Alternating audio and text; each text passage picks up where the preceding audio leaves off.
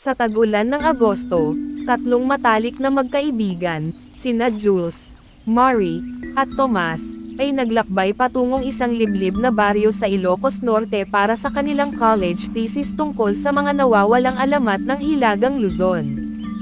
Sa una, para lang itong academic fieldwork, pakikipanayam sa matatanda, pagkuha ng litrato ng mga lumang bahay, at pagtala ng mga kwentong bayan. Ngunit may isang alamat na paulit-ulit na binabanggit ng mga taga-baryo sa ibinubulong na tinig, ang angkan sa lilam ng burol. Huwag kayong pupunta sa likod ng burol ng lawa past alas 6 ng gabi, babala ni Lolo Edong, isa sa mga nakapanayam nila. Diyan sila bumabangon. Hindi sila tao. Sa ikalawang gabi nila roon, dahil sa kuryosidad, nagdesisyon si Jules na lumihis sa plano. Tingnan lang natin. Hindi naman tayo papasok talaga, aniya habang bitbit ang kanyang kamera. Mari, ang pinakasensitibo sa kanilang tatlo, ay unti-unting nakaramdam ng panlalamig sa paligid habang papalapit sila sa burol ng lawa. Ang mga damo roon ay parang kumikilos sa sariling ihip. May amoy na mapait at luma sa hangin. Tomas, ang pinakamatapang, ay nauuna pa sa train. Ngunit nang dumaan sila sa isang bahagi ng gubat kung saan walang kahit anong tunog, wala man lang kuliglig o ibon, napahinto sila. Sa gitna ng katahimikan, may nakita silang lumang bahay na parang nilamon na ng mga baging at anino. May ilaw, gasera, o apoy. Sa loob, napalingon si Mari. May nakita siyang itim na anino na nakasabit sa isang puno, tila nagmamasid. Pero nang silipin niyang muli, wala na ito. Sa loob ng bahay, may isang matandang babae na nakaupo sa sira-sirang duyan. Walang kilay, mapuputi ang mata, nakangiti. Ang mga bisita, dumating na, aniya.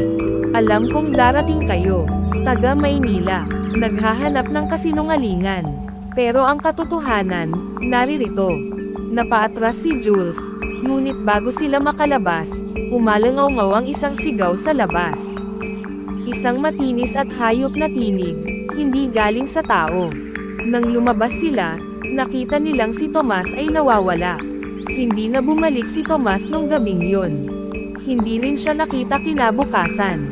Sabi ng mga pulis, baka raw napalayo at naligaw. Pero alam ni na Jules at Mari na hindi iyon basta ligaw. May mga gasgas sa mga puno. May patak ng dugo sa mga dahon. At sa mga panaginip ni Mari kinagabihan, nakita niya si Tomas, nakabitin sa puno, hindi patay, ngunit unti-unting nagiging iba. Ang mga mata niya'y nagiging mapuputi. Ang ngipin, tumutulis. Pinilit ni Jules na umalis kinabukasan, ngunit bumigay ang kotse nila. Ang cellphone ay walang signal. Parang may nagsasara sa kanila sa baryong iyon. Parang ayaw silang paalisin. Sa tulong ng isang batang babae na tahimik ngunit matalas ang mata, natuklasan nila ang lihim ng burol ng lawa. Ang angkan, ay mga sinaunang nilalang na isinumpa noong panahon ng mga Kastila. Mga alagad ng kadiliman na isinumpang mabuhay sa anino, at bumangon tuwing ikatlong buwan ng dilim, kapag sabay ang bagyo at bagong buwan.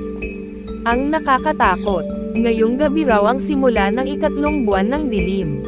Habang bumababa ang dilim, dumami ang mga anino sa paligid. May mga hayop na nawawala.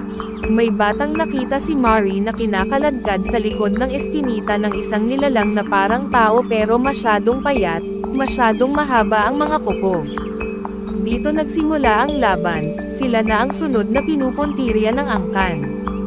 Sa tulong ni Lolo Edong, na isa palang bantay ng baryo, isang tagapagmana ng sinaunang kaalaman laban sa mga aswang, nabigyan sila ng anteng-anteng, asin, at buntal ng bawang.